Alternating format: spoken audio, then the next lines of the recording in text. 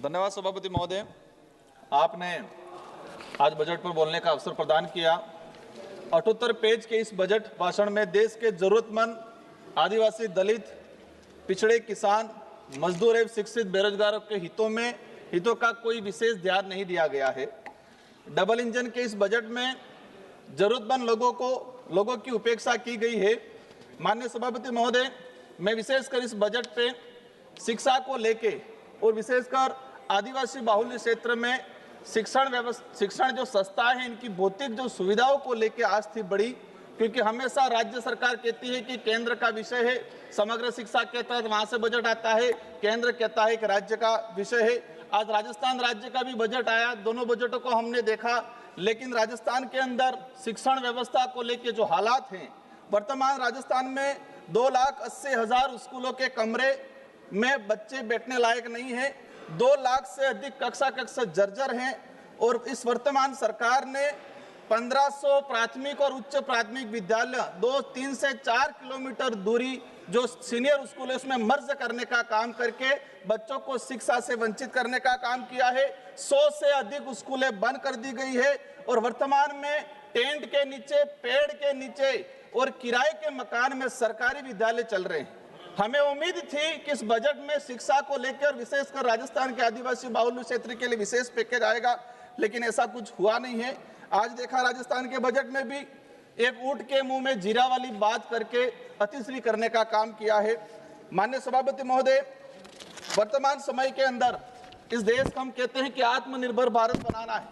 आत्मनिर्भर भारत तभी बन पाएगा इस देश का आदिवासी, दलित, पिछड़ा समुदाय अगर वो आत्मनिर्भर होगा तो ये देश आत्मनिर्भर की जो कल्पना कर रहे हैं वो पूरी हो पाएगी। और वो आदिवासी, दलित, पिछड़े समुदाय आत्मनिर्भर तभी बन पाएगा, उनको मूलभूत सुविधा हम उपलब्ध करा पाएंगे। और विशेषकर शिक्षा को लेके माननीय सभापति महोदय, आज 150वीं बिरसा मुंडा जयंती मनाई जा रही है, उसको राष्ट्रीय गौरव दिवस के रूप में मनाया जा रहा है। हमें गर्व है इस बात का। लेकिन बिरसा मुंडा कौन थे?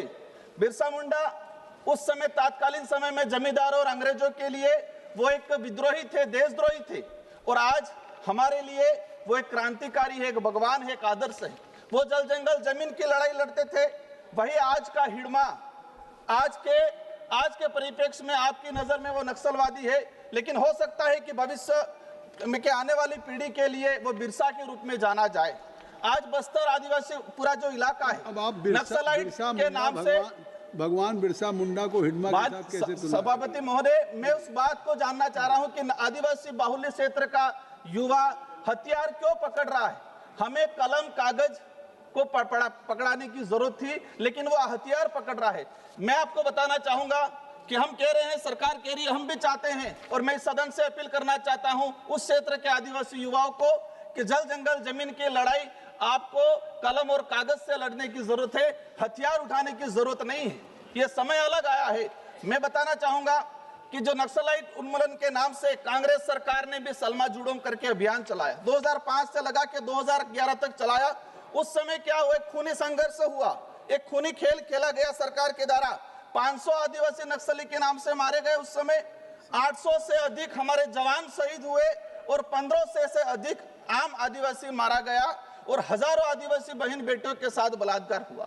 आज वर्तमान समय में भी वही चीजें, 500 के आसपास आदिवासी समुदाय नक्सलाइट के नाम से मारे गए।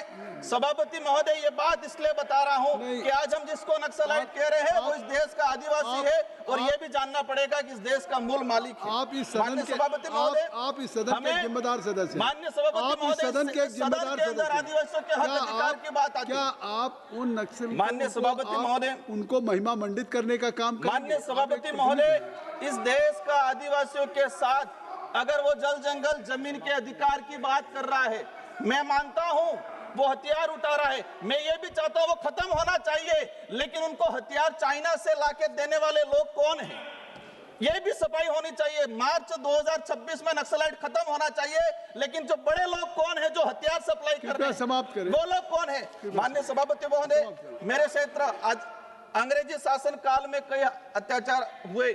इस देश का आदिवासी समुदाय में सबसे बड़ा समुदाय भील समुदाय है और भील समुदाय के साथ अनेक अत्याचार हुए। सबसे बड़ा अत्याचार आजादी के बाद इस भील समुदाय को 4 राज्यों में बांट दिया गया, राजस्थान, गुजरात, मध्य प्रदेश, महाराष्ट्र और केंद्र शासित प्रदेश। दूसरा सबसे बड़ा अत्याचार हुआ, ऐतिहासिक अन्याय हुआ 1966 में उस एरिया से माही नदी समाप्त गुजरती है और इस माही नदी को माननीय सभापति 6 महोदय, मिनट मेरा हो गए, समय 3 मिनट हुआ है, 1 मिनट लास्ट, 1 मिनट में अपनी बात 6 मिनट हो गए। सभापति महोदय 1 मिनट में मेरी बात रखना चाहूंगा।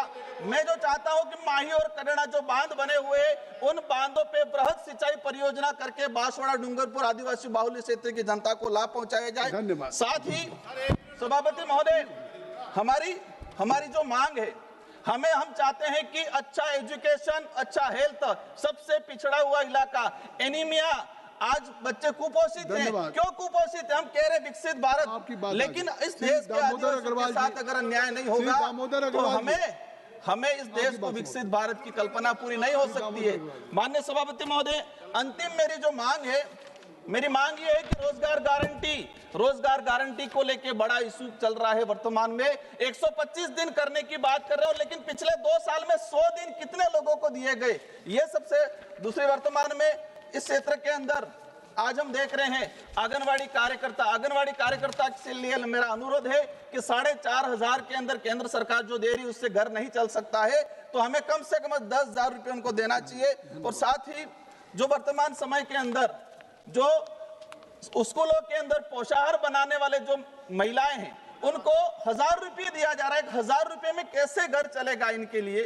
तो इनके लिए मेरा सरकार से अनुरोध है कि सरकारी विद्यालयों में पोषाहार बनाने वाले जो मजदूर हैं, जो महिलाएं हैं हमारी, उनको कम से कम 5 से 7,000 रुपये तक तनख्वाह दी जाए।